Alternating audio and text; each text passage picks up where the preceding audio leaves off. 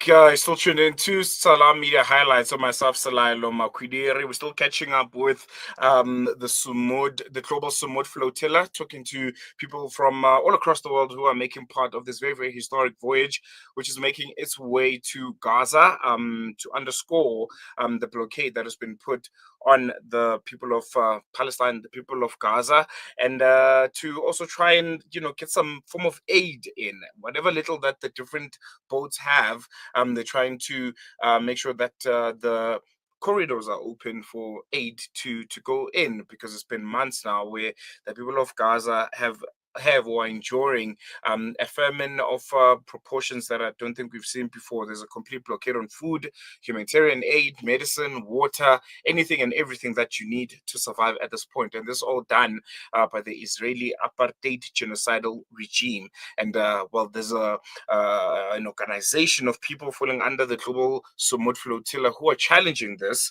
And while the Global Sumud Flotilla is somewhat 3-4 days into its voyage from Tunisia towards Gaza, majority of it, we are now going to be catching up with Yvonne Ridley, the spokesperson of the Omar Al Mokhtar ship.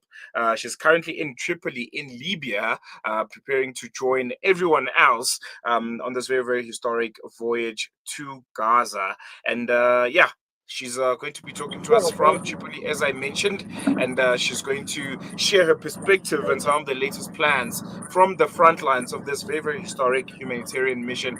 Yvonne, thank you so much for joining us. Always a pleasure chatting to you. I think we'll jump right into it.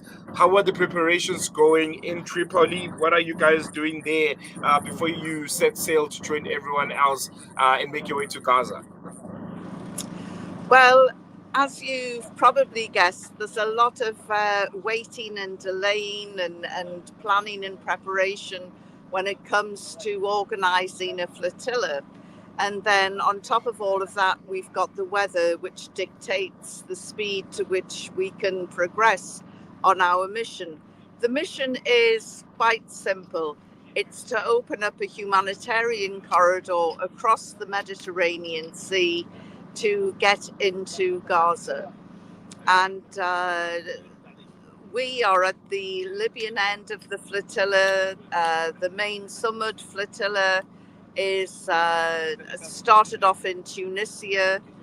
Of course, the flotilla is only as fast as its slowest boat, and they have a few little stragglers that have find it difficult to navigate through choppy waters, but alhamdulillah, they've reached Sicily.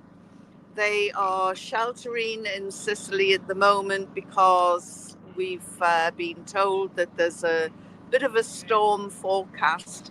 While it doesn't cause a problem to our boat, which is the largest boat on the flotilla, it obviously presents challenges to the smaller boats. So I think that the flotilla, the Sumud flotilla, will be sheltering in the sort of heel of the Sicily boot.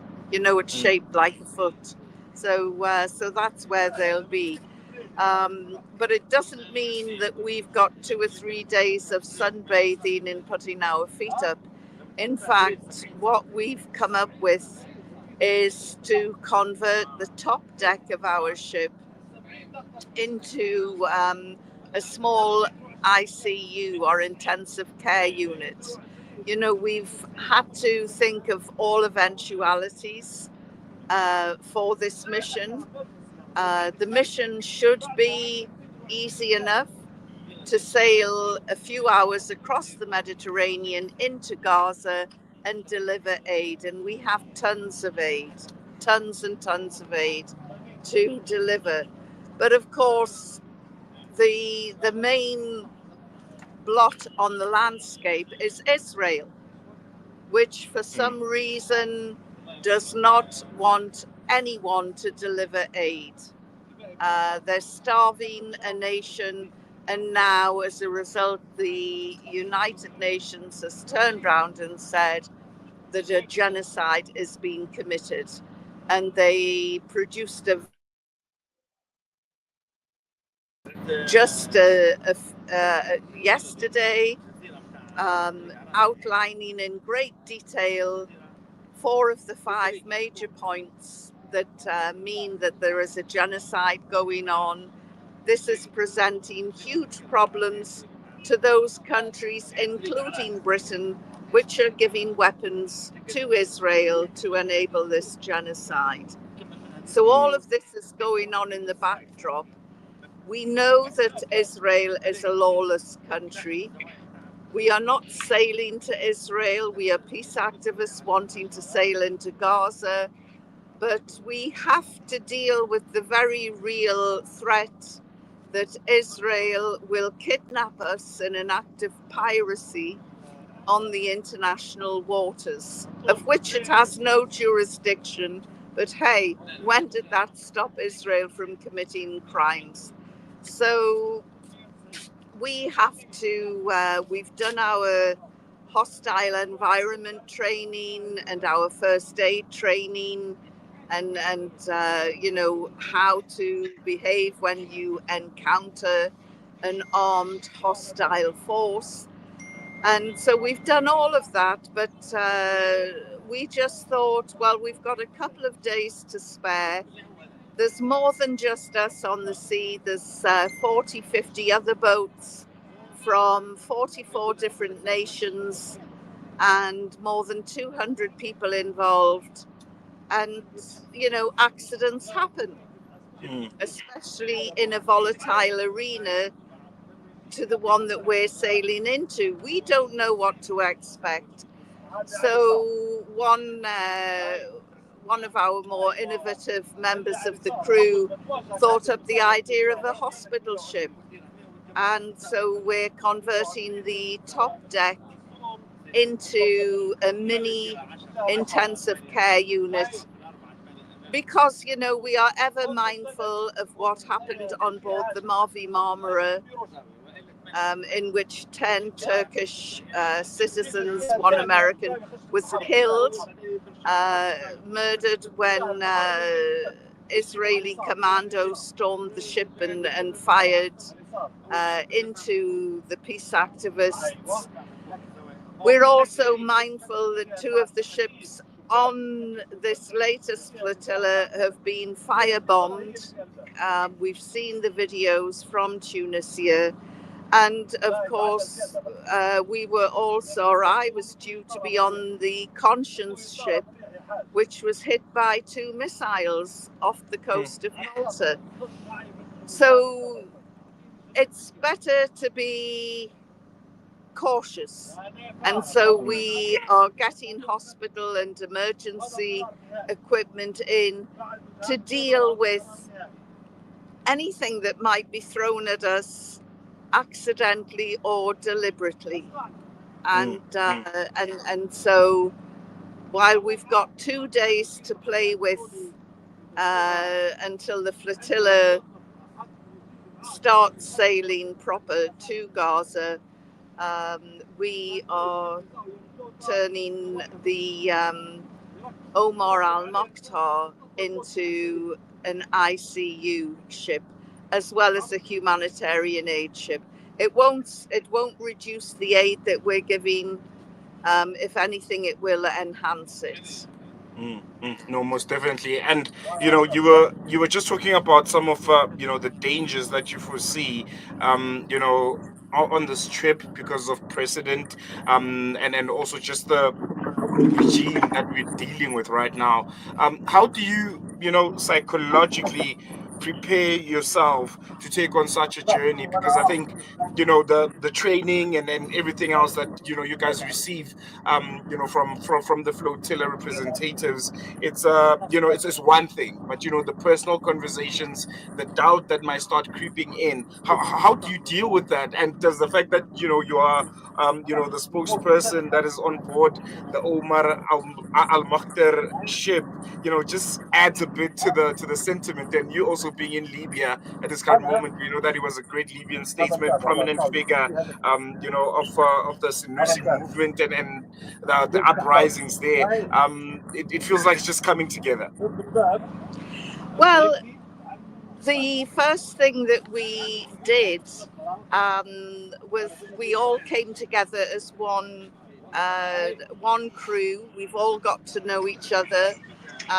Sitting next to me is Margaret from Glasgow. We both come from Scotland. A lot of your listeners and viewers will recognise Margaret because she runs the stall promoting Palestine goods every week and has done for the last 25 years in Glasgow. So Margaret and I, and we've got another female member of the crew from Canada, we've all bonded. And the other members of the crew are from England and Libya, and they're all terrific people. We all get on, and of course that has been the most important thing. And we're all here to support each other. And as soon as any one of us feels down, we can spot it straight away. We're one big family, and that is very important. We've spent, what was it, nearly 2 weeks together? Over 2 weeks. Over 2 weeks. And we've now got brothers that we never had. And so, yes, we are very tight together. No, that's wonderful. I think support is very, very important. Yes, it is. There's a great camaraderie. We are all lifelong supporters of Palestine and rights for Palestinians, and we have collectively probably hundreds of years together of doing work for Palestine. It certainly doesn't look that way. Just getting into just the developments of the preparation of this flotilla. You mentioned about the few that have been targeted, bombed, Conscience, the one that you're supposed to be on, and also just sentiments coming out of Israel in itself. I think it was the Minister of Defense Ben Gvir who said you guys should be classified as terrorists, and whatever force that you must be dealt with the utmost force. When you hear such sentiments, how do you interpret that? What does it say to you, listening to a home minister of the genocidal regime say you must be labeled as a terrorist? Well, if Israel is calling Margaret and I terrorists, I think that's a badge of honor, don't you? These people are dirt. They're war criminals. They're being investigated for genocide, for God's sake. I am not going to get I'm not going to get upset by anything this scum has to say. Their view is of no importance at all. They should be more concerned with appearing in the International Criminal Court on war crimes. That's what should be focusing their mind. And to have someone call us terrorists, it's like calling out Herod over childcare. We're not interested in their views. They are a revolting people who will get what they deserve in the end. And it's time the international community really rallied round and stopped talking about a two-state solution. That boat has sailed. It's long gone. There should be one state, one solution, one Palestine. And just revert back to how Muslims, Christians, and Jews all lived together in perfect harmony for hundreds of years before Zionism was even dreamt up. No, most definitely. Just lastly, before I let you go, Dr. Yvonne, from your perspective, what would you consider a success from this voyage?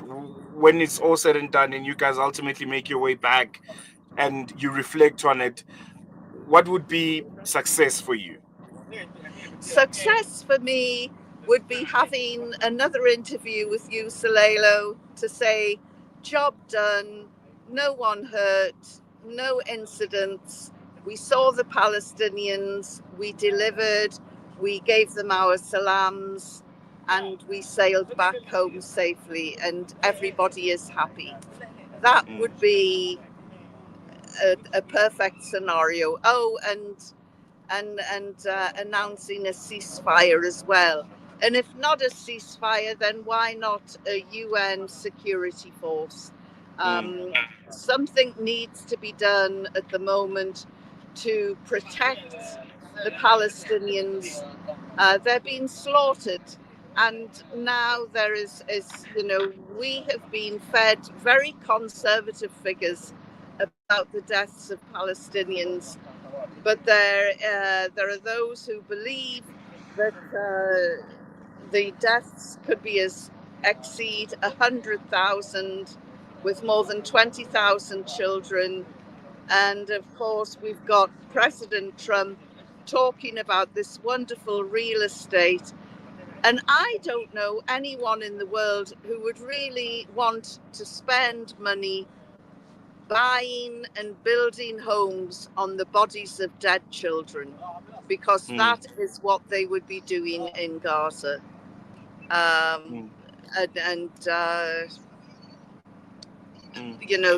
That's something for them to think about before they all start salivating and talking about prime real estate. They're talking about people's lives, people's lands. And to remove the Palestinians from Gaza is ethnic cleansing, which is another international crime. And, the UN needs to grow some teeth and start biting into America and reminding it of its duty to work within international law. Most definitely. I know. I said, I have to let you go, but there's a question here that's coming up from our good colleague Ponti Moletsane. He's asking, how do you respond to the naysayers? We've been posting some content around this flotilla. There's been some comments from the Zionist side, and they're talking about how this is all performative. The people that are part of this flotilla just want to be celebrities. They're doing this for themselves, and whatever aid that is aboard some of these boats is not even near enough, if it does even reach the people of Gaza, to cater for all of them. This is just performative. It's just for Instagram. It's for pictures. It's for you guys to trend. How do you respond to such sentiment? Well, the naysayers can go to hell. All I would say to them is, what are you doing, you armchair warriors? Sitting on your backsides saying, oh, this isn't going to work. There are 6,000 tiny little sachets on board this ship. One of those sachets, it's all high protein, easily digestible for children as young as 6 months old. If I can give one sachet to one Palestinian child and save a life, that would be enough for me. And we have 6,000. We have the cargo hold is full of nutritious, easily digestible foods like dates, and we've got bottles and bottles of water here. There's thousands more below deck. Any one of these things could save a life. And to the naysayers, what I would say to them is, tonight, why don't you try and go without food and water? And how would you react if you saw me walking down the street with a bottle of water for you, or a date, or a couple of dates? These naysayers, I really cannot deal with such negative people. The world is full of naysayers, and one day I might be lucky enough to be a grandmother. Margaret's already a grandmother, but one day I might be lucky enough to be a grandmother, and my grandkids might say to me, "Oh, tell us about this country, Israel, that used to exist." And I'll tell them the story. And then they might say to me, "And what did you do, Nana Ridley, to stop this brutality, to end this regime?" And I'll talk about the flotilla, and hopefully they'll be proud of me. But the one thing that I would not like to do is to be like the people who sat in the villages around Belsen and Auschwitz, who looked the other way and went la la la la la as though nothing's happening. We know what's happening in Gaza because we've all got smartphones and we just have to pick up our phone. So we don't have that protection anymore. We cannot say, "Oh gosh, we never knew." Even though the smoke is coming out of the chimneys and burning flesh and the smell, and it was obvious what the Germans were doing. It was before live TV, smartphones, channels like yourself reporting on what is really happening in Gaza today. No, Nana Ridley, thank you so much. I think you told that story to me personally, and it's a beautiful story. And I hope you get the chance to tell it to your grandkids as well. Send our salams to Margaret as well. Wishing you guys a really, really safe journey. Godspeed. You're doing wonderful work, and hope we chat again soon when you make your way back. Okay, well, from Margaret and I, thank you. Salam. Bye. Bye. There you go. That was Yvonne Ridley speaking to us from Tripoli, out in Libya, as she prepares to join the Sumud Global Sumud Flotilla alongside the Omar Al Mokhtar ship. I think there's a bit of a poetic justice that she's in Libya right now, on the Omar Al Mokhtar ship. Omar Al Mokhtar, if you don't know him, he was a really, really powerful, strong revolutionary coming out of Libya. Someone that was, very, very unequivocal when it comes to the rights of Libyans during the Senussi revolution. And I think it's a bit of poetic justice that she's there in this very, very historic voyage on a ship that is named after Omar Al Mokhtar. And she's a spokesperson of it. And yeah, wishing them safety, wishing them Godspeed, and we'll definitely continue following her journey and the journey of the whole flotilla, the whole Global Sumud Flotilla, as they sail towards Gaza to deliver that vital, much needed humanitarian aid. But most importantly, to continue stirring up the conversation around Palestine, around Gaza, and the gross humanitarian atrocities that we see unfolding in that part of the world. And right now, while they are in international waters, it's on us now. It's on the people of the world to talk to them, to make sure that we interact with the Freedom Flotilla each and every day. There's a website, www.globalsumudflotilla.com, if I'm not mistaken. And there's a live tracker where you can check out the flotilla itself, the different boats, where they currently are, where they're headed. And continue posting about it on social media, interacting with it, because right now we are their safety. So they're relying on the rest of the world to keep a close eye on them, to make sure that nothing happens to them.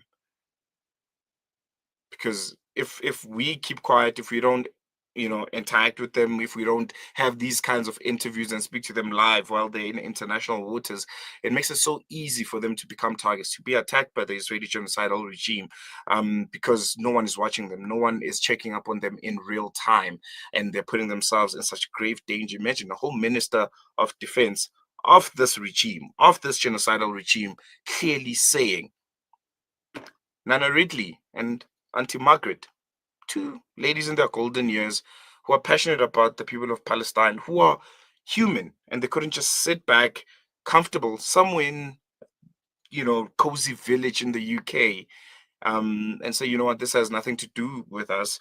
They said, as old and somewhat fragile as we are, we're going to pack our bags and go on this journey. Ben Gvir, the Minister of Defense in Israel, says those two beautiful ladies are terrorists. And I think that on its own tells us everything in detail of what we need to know about this genocidal regime. There's no regard of any kind of human life except one that agrees with the genocide and the continued slaughter of innocent men and women in Gaza. So yeah, that's my parting shot. Let's continue interacting with the Global Sumud Flotilla. I'm going to put up that link again. You can head over to their website, check out what kind of work they're doing. They post daily updates of the different boats and ships and where they are, and it keeps them safe. It's a safety net of some sort because the whole world is watching. It'll be hard, but you wouldn't put past them that this regime could attack and kidnap and kill the people that are on board the various ships. So the best that we can do is continue interacting with them, talking about them, and talking to them to make sure that there's at least some kind of safety and knowledge that the eyes and ears of the world are watching. There you go, www.globalsumudflotilla.org.